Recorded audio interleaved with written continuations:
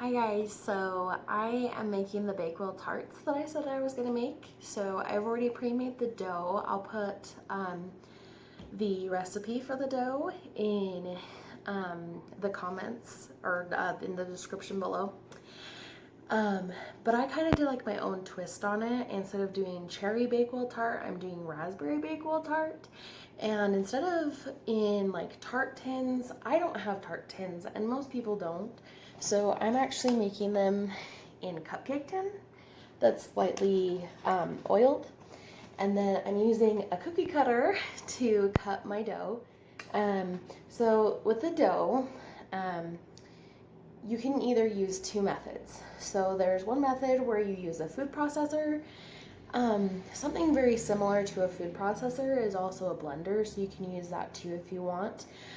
Or like me, I just decided because my food processor is not working anymore to use a bowl, and then I whisked the ingredients with a fork, and then I kind of like pressed in the butter, the chilled butter, with my fork. And then I used some gloves and I kind of like crumbled it to make like a sound-like texture. And then you transfer that and you add the wet ingredients in your mixer.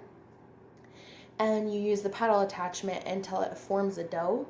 And you put the water and the egg yolk that you're using into the mixer slowly. So you slowly pour it and then it forms the dough. So let's get to it. Once it has been formed, you kind of press it together into like a small like circular disc.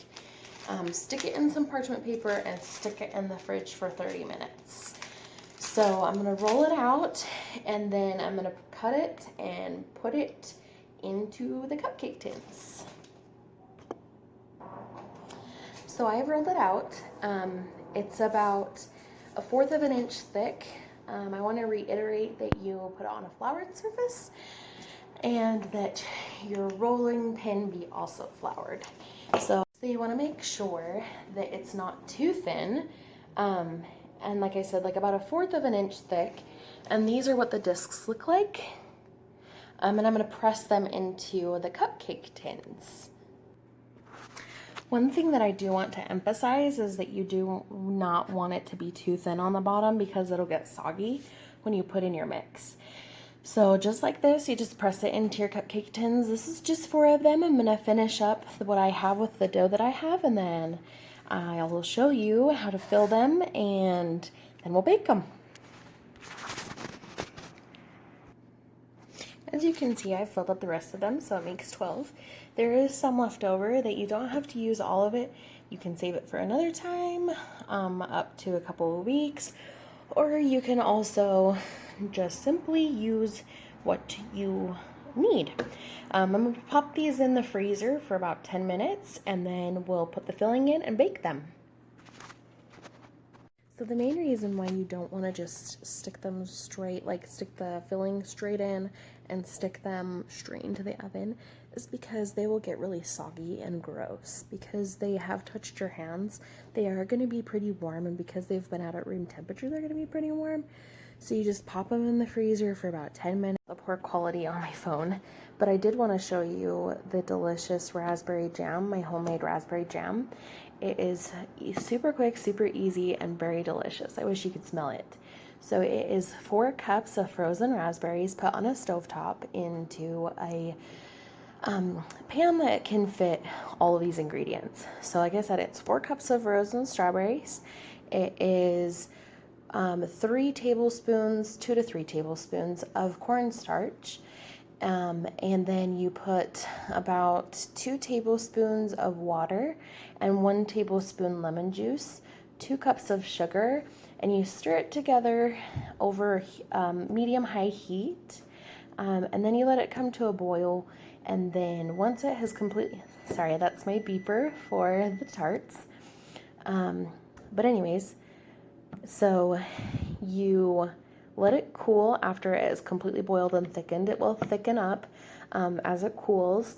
So after it has been completely boiled and is a little bit thickened, you want to remove the heat, and then you want to place this in a separate bowl. It'll cool faster that way, and you want to let it come to room temperature before you stick it into the fridge. That way it just prevents from like this weird kind of like almost like a skin almost like over it. It'll just thicken and be a better consistency if you let it come to room temperature and then stick it in the fridge. So yeah, I will show you guys real quick how to fill the tarts. So let me focus this a little bit better. That's over this one. So we are going to take about a tablespoon of the raspberry jam that I just showed you. Stick it in the bottom. Just kind of put that around. Then you're going to take the other mix, the other filling, and you're going to put about the same amount, maybe a little bit more, of the other filling, and you're going to stick it on top. You're going to smooth it out.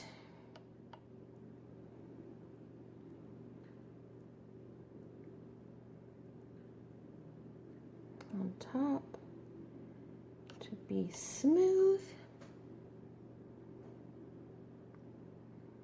And then I'm going to finish the rest, and I will pop them in the oven, and then I'll show you what they look like after.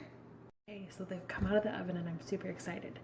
The one thing that I didn't tell you guys is that I topped them with some sliced almonds.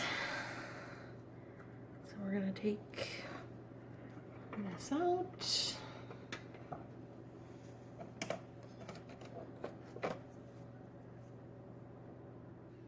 So I've taken the liberty to cut it open. Look how gorgeous it is. So easily you can top it with some powdered sugar and maybe, you know, some fresh raspberries or something. But I definitely wanted to show you guys something different, something very, very, very, very delicious, and very simple. Something that you can make during this quarantine crazy stuff. I'm going to be making, instead of making the dome mousse cakes that I was telling you guys about, I decided to make it a little bit more big, not quite so small.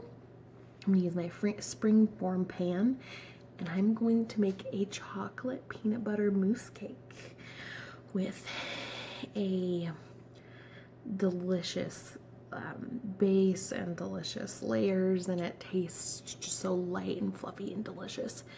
So I will be posting that sometime this week. I'm hoping within the next couple of days. Wednesday is my anniversary, so I will be taking that day off from baking. But I hope that you guys enjoyed this and that you guys try this recipe.